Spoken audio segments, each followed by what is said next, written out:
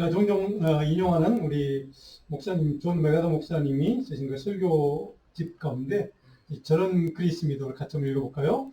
많은 교회들은 과다한 엔터테인먼트를 사용하면서 영적으로 굶주리고 있다.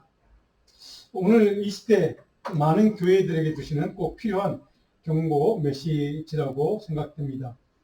이 시대, 우리가 살아가는 시대는 미디어 시대입니다. 그래서 시대적인 또 세상 문화적인 욕구와 맞물려서 대부분의 많은 교회, 아주 작은 교회 빼고는 웬만한 교회들 이상은 그 예배 시간마다 점점 각본이 잘 짜진 공연이 우리가 공연을 보는 것 같은 그런 예배의 그 프로그램이 있고 찬양 프로그램이 있고 이런 현실을 우리는 살아가고 있습니다.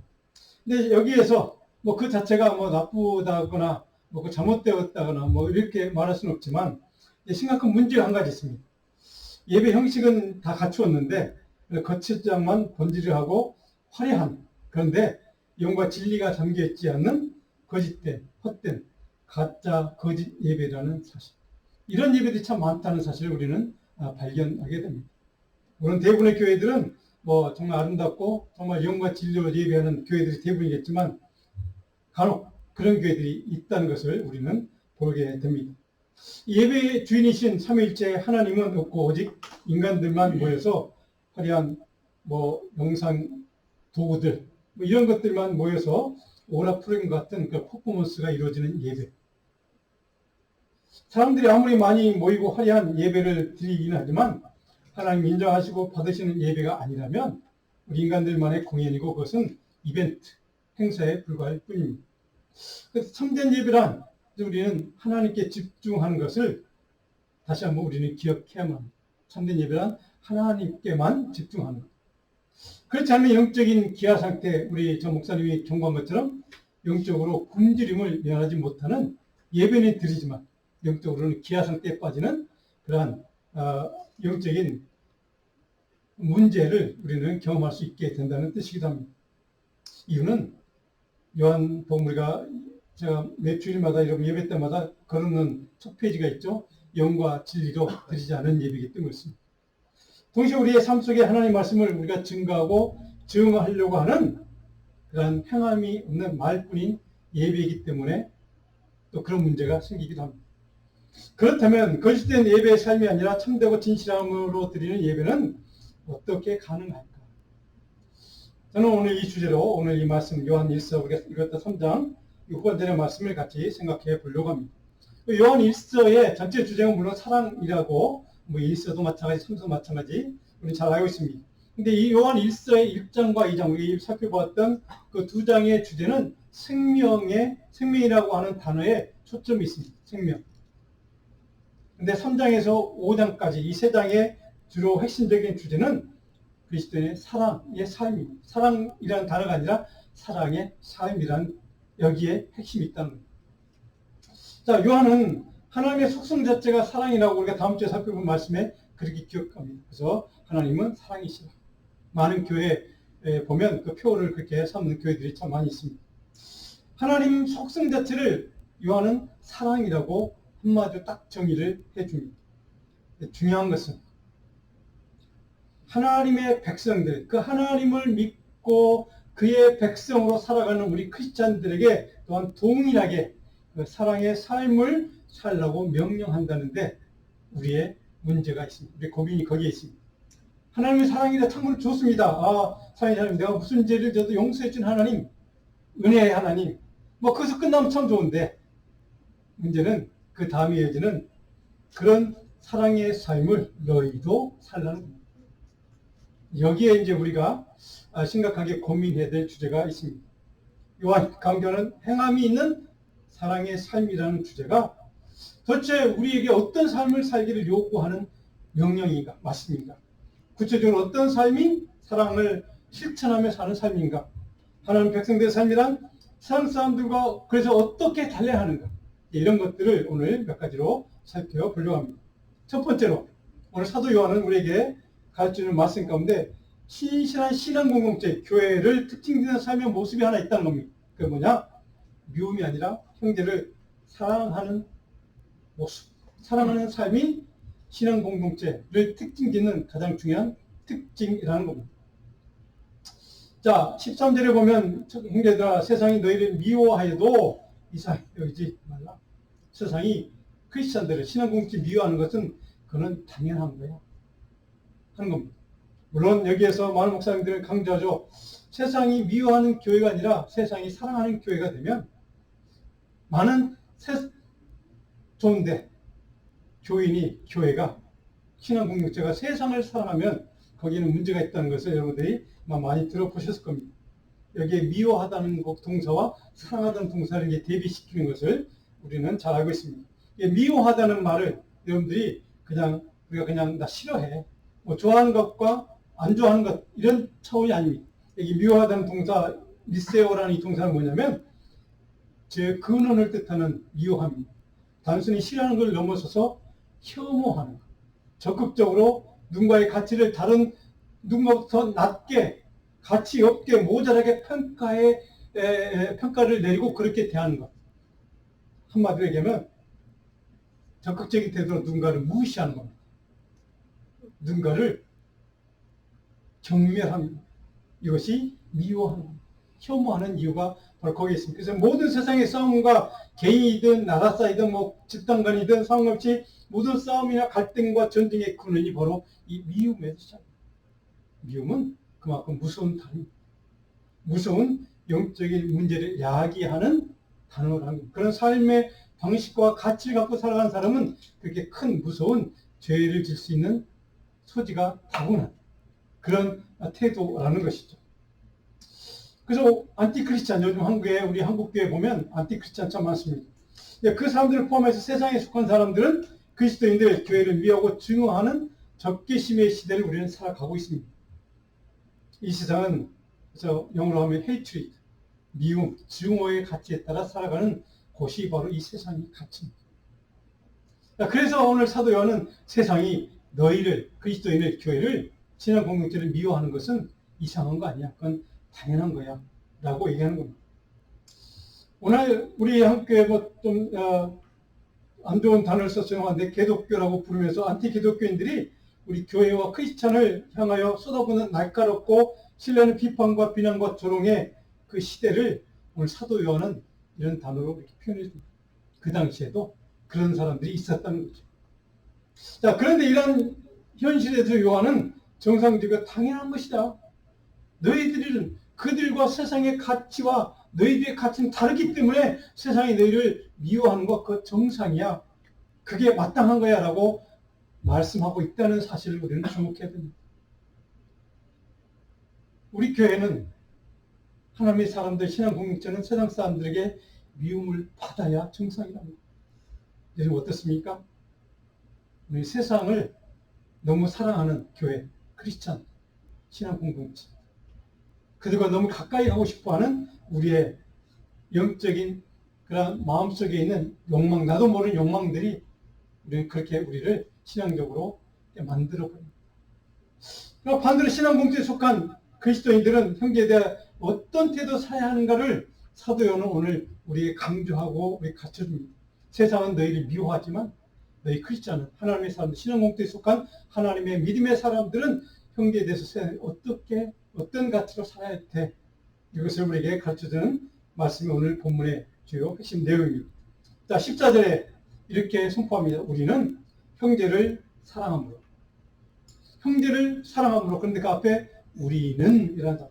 크리스찬은, 교회는, 신앙 공동체는 형제를 사랑합니다.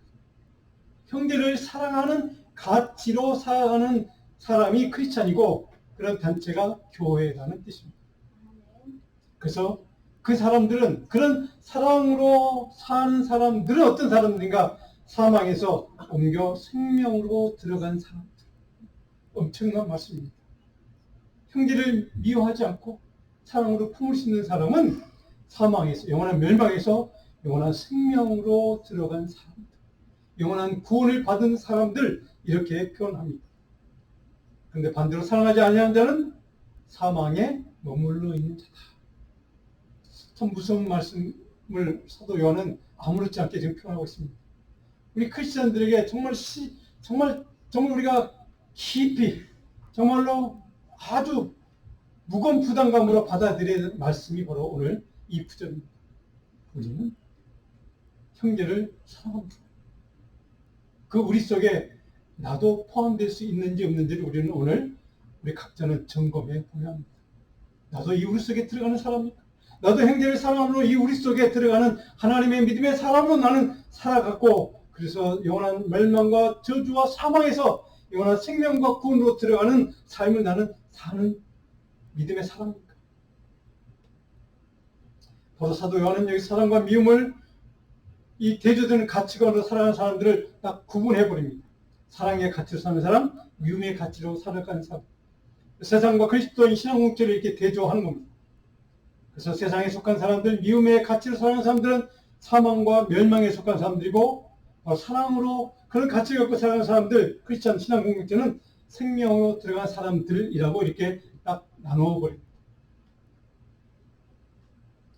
오늘 이런 사도 요한의 우리 구분과 이 구별을 우리 성경에서도 찾아볼 수 있습니다. 물론 많은 성경 구절이 있지만 우리가 잘 아는 창세기 3장에 사탄에 의해서, 뱀에 의해서 아담과 하와가 속임수를 당하죠. 거기는 거짓말입니다. 진리가 없던 가짜, 그 말에 하나님의 명령과 계명을 어기고 불순종하는 아담과 하와를 우리는 잘 알고 있습니다. 자, 거짓입니다. 거짓말에 속아서 그 자리에서 하나님의 말씀의 명령을 거역하고 불순종하는 그들의 원죄. 인류 역사상 최초의 살인사건, 가인과 아벨, 형제 난입니다. 가인이 아벨에게 의해서 죽임을 당하는. 근데 그 아벨이 바로 가인이 아벨을 죽일 때, 가인이 아벨을 죽일 때 가장 이유가 뭡니까? 미움, 질시, 질투. 자, 이것이 오늘 우리가 꼭 기억해야 됩니다. 가인의 마음속에 질투, 미움, 헤이트리스. 이것이 시발점으로 해서 바로 사람을 죽인 최초의 살인사건을 일으킵니다. 자, 여러분, 이 사건들을 통해서 우리는 바로 하나님의 바로 사랑의 가치와 미움의 가치로 이렇게 구분되는 것을 왜 사도 요한이 이렇게 강조하고 기록하고 있는가 우리는 여기서 알게 됩니다. 그만큼 사람을 죽이는 가치인가, 사람을 살리는 가치인가. 자, 우리는 또 신약성경에서 보면 한 사람의 인물을 우리는 기억할 수 있습니다. 누굽니까? 세리 삭개오라는 인물. 그렇죠? 그는 예수 만나기 전에, 예수 믿고 바로 구원받기 전에 그는 어떤 삶을 살았습니까? 그는 대부분의 사람들에게 미움받은 사람이었습니다. 자기 이기적 욕망 때문에 사람들을 자기 동족을 착취하고 돈을 갈취하고 자기의 부를 축적하고 그런 욕망으로 탐욕을 살았던 사람. 그는 그런 행동을 통해서 주변에 있는 자기 형제 자매 그 이웃들을 죽이는 사람이었습니다. 그래서 미움으로 그 자신 또한 그 사람들에게 미움받고 분노함을 당하고 적개심을 받았던 인물이었습니다. 예수를 만나고 예수 믿기로 결정한 다음에 그는 어떤 사람 변했습니까? 그 안에 있는 분노와 미움이 다 사라지고 이신 욕망이 다 사라지고 자기의 것을 나누어서 그들에게 나누어주고 그들을 사랑으로 품고 그들을 위해서 자기의 것을 헌신하는, 희생할 줄 아는 그런 믿음의 사람으로, 생명의 사람으로 변화된 것을 우리는 잘 알고 있습니다. 바로 이것을 바로 사도 요한은 그런 삶이 중요하다는 것을 우리에게 가르쳐줍니다. 그래서 15절에 보니까 그 형제를 미워하는 자마다 어떤 사람이라고요? 살인하는 자라고 말씀합니다. 바로 가인이 아벨을 죽일 때 그 미움 때문에 살인하는 자가 됐습니다. 미움이란 그렇게 무서운 겁니다. 미움이란 그게 사람을, 생명을 앗아가는 그런 근본적인 원인, 동기부여가 바로 거기에서 시작이 된다는 겁니다. 그래서 15절에 보니까 그런 사람들은 영생이 그 속에 거하지 아니한다. 영원한 생명을 누리지 못한다. 라고 사도 요한은 이렇게 강조합니다. 자, 미움과 분노와 증오는 생명을 죽이는 살인이라고 강하게 우리에게 말씀하는 이유가 뭘까요? 분노는, 미움은 그렇게 우리 인간의 마음속에 자리하고 있는 그만큼 아주 악질적인 그러한 나쁜 성품이기 때문에 우리의 삶을 바꾸는 그런 능력이 있는 그런 성품이기 때문에 이렇게 강조하는 겁니다. 가인처럼 형제된 미움과 분노의 가치로 그렇게 그 가치로 살아가는 사람들은 바로 살인하는 사람과 동일한 자라고 사도 요한이 이렇게 강력하게 주장하는 이유는 바로 오늘 우리의 삶 속에서 우리는 경험하고 살아갑니다. 내 안에 있는 내가 해결하지 못한, 내가 버리지 못한, 포기하지 못한 미움이 있거나 분노가 있는 것 때문에 나는 내가 실제로 누군가를 살인하지 않지만 그 사람을 바로 죽이는 것과 마찬가지라는 이 사도 요한의 강력한 경고를 우리는 기억해야만 합니다. 오늘 그 두 번째로, 그러면 그리스도 안에서 우리는 어떻게 살아가는가, 어떤 가치를 갖고 살아가는가, 바로 이 사랑으로 산다는 게 뭔가? 그것은 말씀을 행함과 진실함으로 이웃을 위해 자기를 희생할 수 있는 것이 바로 오늘 우리에게 필요하다는 겁니다. 오늘 그래서 사도 요한은 바로 그런 삶을 살았던 대표적인 인물 예수 그리스도를 예로 듭니다. 십자가 사건을 이렇게 16절에 표현하죠. 그가 우리를 위하여 목숨을 버리셨으니, 그렇죠? 예수님은 나를 위해서 미움과 분노가 아닌 사랑으로 나를 자기의 목숨을 기꺼이 희생함으로 우리를 사랑으로 품으셨다는 겁니다. 그래서 우리는 그 예수 그리스도 십자가 사랑 때문에 우리는 사랑을 비로소 알게 됐다, 깨닫게 됐다, 경험하게 됐다. 그러므로 16절 형제들을 위하여 목숨을 버리는 것이 마땅하다. 자, 굉장히 강한 요구를 우리에게 하고 있습니다. 형제에서 목숨을 버리는 것까지도 포함해서 사랑하라는 것을 강력한 요구를 우리에게 하고 있습니다. 물론 저와 여러분 거의 할 수가 없는 요구이기도 합니다. 내 목숨을 바쳐서 이웃을, 다른 사람을 대신 내가 죽어준다는 것, 예수님이니까 가능한 일이지 보통 사람들은 할 수 없는, 역사상 그렇게 살아가는 사람들이 거의 없는 일이기도 합니다. 물론 부모가 자식을 사랑할 때, 그럴 때는 가능할 것입니다. 혹은 형제가 형제를 위해서 대신 죽어준 일도 물론 가능할 것입니다. 그러나 전혀 남남인 우리가 옆에 있는 누군가를 위해서 그렇게 내 목숨을 대신 희생해서까지 누군가를 사랑할 수 있다는 그것은 거의 불가능한 일에 가깝습니다. 근데 사도 요한은 예수님을 믿는 너희들은 예수님이 그렇게 살았으니까 너희도 그렇게 살라고 강력하게, 너무 강한, 무리한 요구를 우리에게 하고 있다는 사실. 도대체 사도 요한이 우리에게 그것을 몰라서 그랬을까요? 분명 그도 알았을 겁니다. 그럼에도 불구하고 이런 요구를 하고 있는 이유는 바로 여기 있습니다. 미움의 가치, 분노의 가치를, 그 누군가에 대한 그 미움이라는 그 가치를 하나로 남은 게 있다면, 너희 안에 조금이라도 남아있는 게 있다면 온전히 다 떨쳐버리라. 그리고 사랑의 마음으로, 긍휼의 마음으로, 은혜의 마음으로 그것을 품고 그 사람을 사랑의 가치로 그 사람을 대하라는 뜻이기도 합니다. 사랑하는 성도 여러분, 바로 이것이 그리스도인이 사랑의 가치를 품고 살아가는 이유가 여기 있습니다. 그렇게 살면 우리는 그 누군가 한 영혼을 사랑으로 품고 살아가면, 그런 가치로 살아가면, 그렇게 대하면 그 사람을 구원할 수 있는, 그 사람을 생명으로 인도할 수 있는 그런 가능성이 더 많아지기 때문에 사도 요한은 우리에게 그렇게 살라고 요구하는 겁니다. 너희를 통해서, 그리스도의 삶을 통해서 너희가 바로 생명의 가치, 사랑의 가치를 품고 살아가면 너 주변에 있는 너 누군가 한 영혼이 너를 통해서 하나님을 만날 수 있고 구원을 받을 수 있는 생명의 문으로 들어갈 수 있는 기회의 문이 열릴 수 있다는 사실을 우리에게 가르쳐주고 있습니다. 사랑하는 성도 여러분, 구체적인 사랑의 가치를, 그래서 오늘 사도 요한은 한 가지 예로 이렇게 우리에게 표현해 줍니다. 17절에 이렇게 기록됐습니다. 누가 이 세상의 재물을 가지고 형제의 국병을 보고도 도와줄 마음을 닫으며, 내가 그 사랑을 표현하는 사랑의 삶이 무엇인지, 그 가치가 무엇인지를 한 가지 예를 들어 설명해 줄게. 그러면서 너희에게 있는 재물을 갖고 궁핍으로 고통당하는 이웃에 있는 형제를 도와줄 마음을 닫으면, 도와줄 마음을 그냥 열어놓지 않으면 바로 하나님의 사랑이 어찌 그 속에 갈 수 있겠느냐. 그런 사람은 하나님의 사랑이 메마른 자야 라고 하는 것을 우리에게 예로 설명해 주고 있습니다. 자, 바로 이런 사랑의 가치와 미움의 가치가 다른 이유, 그렇게 구분해서 사도 요한이 설명해 주는 이유, 바로 여기 있습니다. 우리가 어떤 작은 것 하나일지라도 그것을 통해서라도 어떤 누군가에게 미움이 아닌, 분노가 아닌 사랑으로 이렇게 품어줄 수 있다. 그것이 그 사람을 살리는 길이요, 동시에 너로 하여금 영원한 생명의 길로, 생명의 문으로 들어갈 수 있는 그러한 구원의 길이 될 것이다. 바로 18절에 우리가 잘 아는 본문 말씀, 제가 설교 제목을 이렇게 달았는데요. 말과 혀로만 사랑하지 말고 행함과 진실함으로 사랑하라. 이것이 오늘 우리들에게 사도 요한이 해주고 싶은 메시지입니다. 말과 혀로만 사랑하는 것, 이것이 바로 미움과 바로 분노로 누군가를 죽이지는 않지만 말과 혀로만 사랑하는 것 또한 그래서 아무런 가치가 없는, 효능이 없는 무익한 것이라는 뜻입니다. 그래서 행함과 진실함으로 너희들이 이웃을 향해서 그렇게 사랑할 삶을 살았으면 좋겠다. 사랑의 가치를 그렇게 드러내주면 좋겠다. 라고 하는 것을 그의 간절한 사도 요한의 마음과 그의 목회적인 바로 그의 권면을 우리에게 지금 이렇게 하고 있는 겁니다. 저는 이것이 주님의 마음이라고 믿습니다.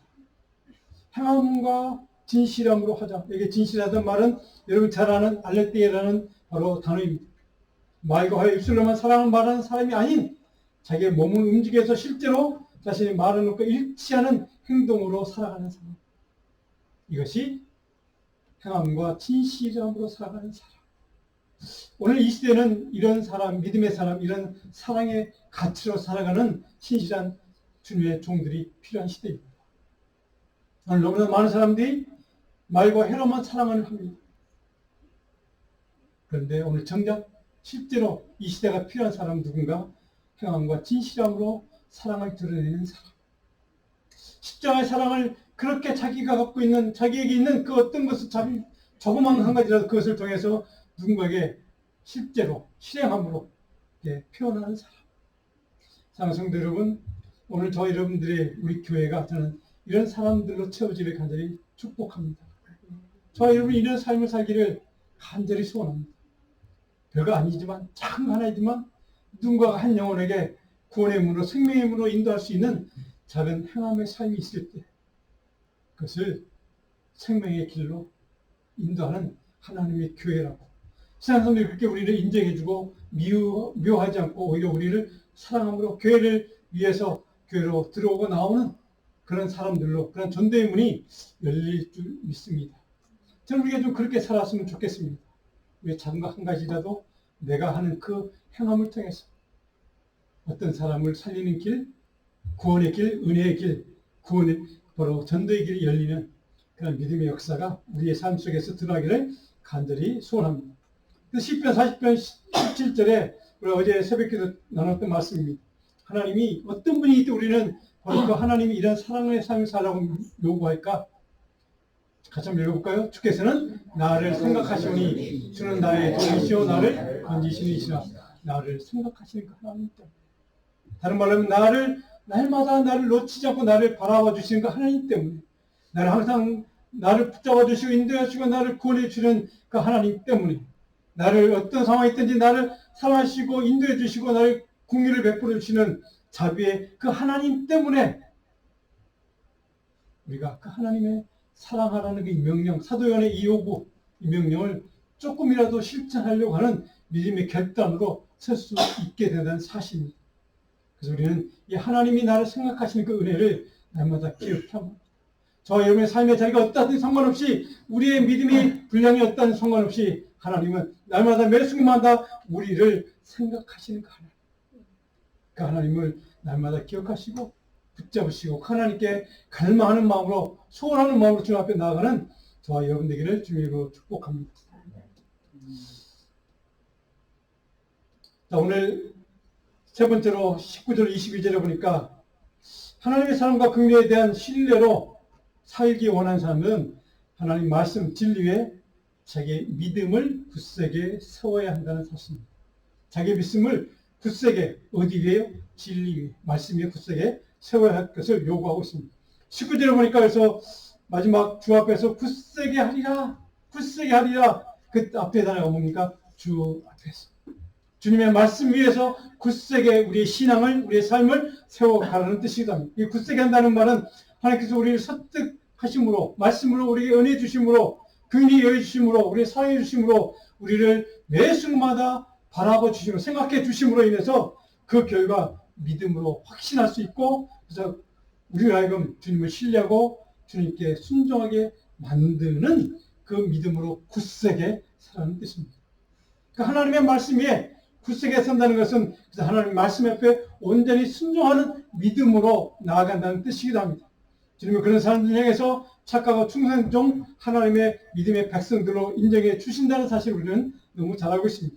그런 믿음의 사람들이 하나님은 어떻게 반응하시는가? 바로 여기 오늘 20절은 우리에게 이렇게 증언해 줍니다. 사도 요한은 이렇게 말씀하죠. 20절, 이는 하나님은 우리 마음보다 크시고 모든 것을 아시기 때문입니다.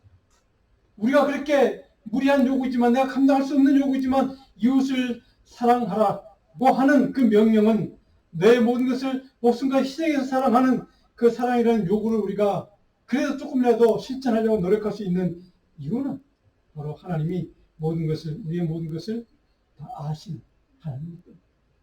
우리 모든 것을 다 보시고 아시고 생각하시고, 그래서 우리가 감당할 수 있는 능력을 주시는 하나님이기 때문에 그렇게 믿음으로 결단할 수 있게 된다는 뜻이기도 합니다.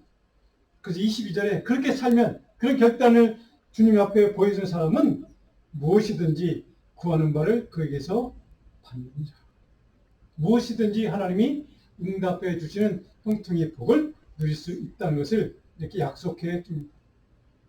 자, 그렇다면 이런 믿음으로 살아가기로 결정했던 사람은, 그런 믿음의 사람은 어디에 어떻게 살아가는가? 네 번째, 제가 그리스도의 이름을 의장으로 뭐에 순종하라고요? 그리스도의 계명에 온전히 순종하는 삶을 살아가는 겁니다. 23절 24절의 마지막 달 읽어보니까 이렇게 기록됐습니다. 그의 계명은 이것이니 곧 그 아들 예수 그리스도의 이름을 믿고 그가 우리에게 주신 계명대로 서로 사랑할 것입니다. 그렇죠? 계명대로 서로 사랑할 것입니다. 그리고 마지막 24절에 보니까 그의 계명을 지키는 자는, 어렵지만 힘들지만 그렇게 계명대로 말씀대로 순종하며 지키려고 내 믿음의 터를 그리스도의 말씀에 굳건히 세워서 그게 살려고 믿음을 결단한 삶을 사는 사람들에게는 주 안에 거하고 주는 그의 안에 거하게 될 것이다. 우리 안에 주님께서 거하시는 삶을 누리게 된다는 뜻입니다. 성도 여러분, 이 시대에 주님이 필요한 사람, 교회에 필요한 사람, 그리고 주님이 거하는 삶을 사는 사람. 주님이 거하는 삶을 산다는 것, 오늘 사도 요한은 계명을 지키는 사람이라고 얘기합니다. 근데 그 주님이 말씀한 계명 가운데 가장 중요한 계명이 뭡니까? 이웃을 사랑하라는 계명입니다. 그 사랑 속에는 자기 희생까지 포함된 사랑입니다.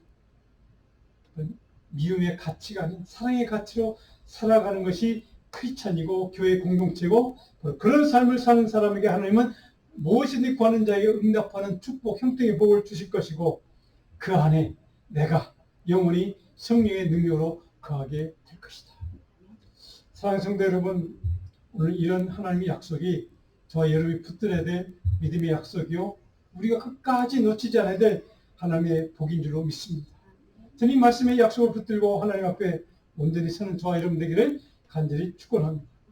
오늘 이사야 25장 1절 말씀 같이 한번 읽을까요? 여호와여, 주는 나의 하나님이시라. 내가 주를 높이고 주의 이름을 찬송하오리니 주는 기사를 옛적에 정하신 뜻대로 성실함과 진실함으로 행하셨습니다. 바로 우리가 그렇게 하나님이 요구하시는, 우리 감당할 수 없는 것이지만 그래도 그 요구대로 따라보려고, 계명대로 살아보려고 노력할 수 있는 근본적인 이유와 그 근원의 힘은 어디에서 오는가? 바로 여기입니다. 하나님이 약속하시고 뜻하시고 계획하신 그 모든 것대로 행하시는 신실하신 하나님, 약속을 지키시는 하나님, 끝까지 그 약속대로 이루어주시는 하나님, 우리 형편과 사정을 다 아시고 보시고 생각하시는 그 하나님께서 우리가 감당할 수 있는 그 능력을 주시고 그 약속을 이루어 주시겠다는 그것을 끝까지 신실하게 이루어 가시는 하나님, 그 하나님 때문에 우리가 그 요구 계명을 내가 따라보겠다고, 그대로 살아보겠다고, 사랑의 삶으로 내가 주님 앞에 살아보겠다고 결심할 수 있는 근본적인 이유가 여기 있다는 사실입니다. 사랑하는 성도 여러분, 저는 우리가 신앙생활을 하면서 어려운 일도 많이 있고 감당할 수 없는 일들 참 많이 경험합니다. 내 힘과 신앙의 힘으로는, 능력으로는 감당할 수 없는 문제들, 그런 상황들 앞에서 우리는 주님을 향해서 부르짖고 원망하고 갈망하면서 또 하나님 도와달라고 안타까운 심령으로 기도할 때도 참 많이 있습니다. 그런 순간 하나님 앞에 우리가 꼭 잊지 말고 기억해야 될 것. 하나님은 성실하신 하나님, 신실하신 하나님, 그 약속을 끝까지 지켜주시는 그 하나님을 바라보고 그 주님을 신뢰하고 의지하고 그 하나님께서 하시는 일대로 저와 여러분의 삶을 바뀌어드리는, 그래서 우리 안에 그리스도가 살아 역사함을 하나님 앞에, 세상 앞에 사람들에게 증거하고 증언할 수 있는 그런 신실한 믿음의 종들이 저와 여러분 되기를 주님으로 축복하고 축원합니다. 기도하겠습니다.